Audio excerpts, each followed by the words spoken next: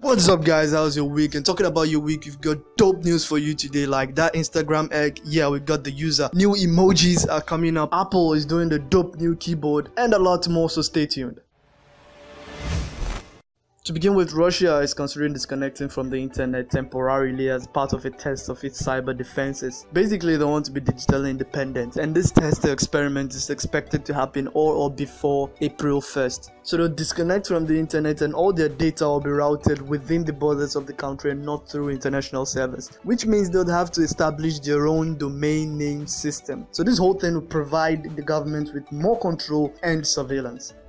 Now tell me, how old were you when you realized that there is an organization that managed all of the world's emojis? Yeah, there is a non-profit organization called the Unicode Consortium, which last week announced the list of 59 new emojis as well as 171 variants of each skin tone and gender. And as you can see in the image and video, there is a lot of emojis. And also Girls' Rights Charity Plan International, my god, that's a mouthful. But it's a girl thing, so. This group campaigned for a menstruation-themed emoji, and the Unicode Consortium included it in this new list by adding a drop of blood. And I tell you, they did a good job because this emoji looks anything but normal blood. I guess they did what they wanted then. And these new emojis won't show up on your phones until around September, October, says the organization.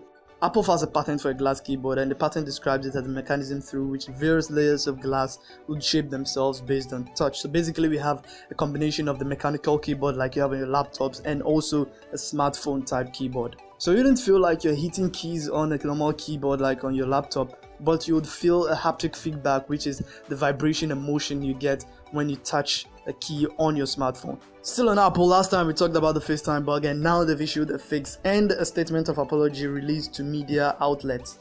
Also, Apple is rewarding the discoverer Grant Thompson by paying the family and supporting his education. So long story short, Apple is giving Grant a grant, is what it is. Moving on, Instagram began 2019 with an egg popping up with the message like you're seeing on your screen now. And yeah, just like you know, it did, because just 2 weeks later, it beat Kylie's record to about 21 million likes. It's way more than that now, as Eugene, which is the egg, has accumulated more than double that figure. Just recently, the user behind the account has been identified, which apparently isn't Eugene the egg, which is lame. He's Chris Godfrey and he's from the UK, and I forgot to mention that the egg's mom is called Henrietta. So there you go, the egg family, with the head obviously being Chris. So I keep thinking, why pay $1,000 or about 5,000 Ghana cedis for a smartphone when you can get something with similar specs for half the price?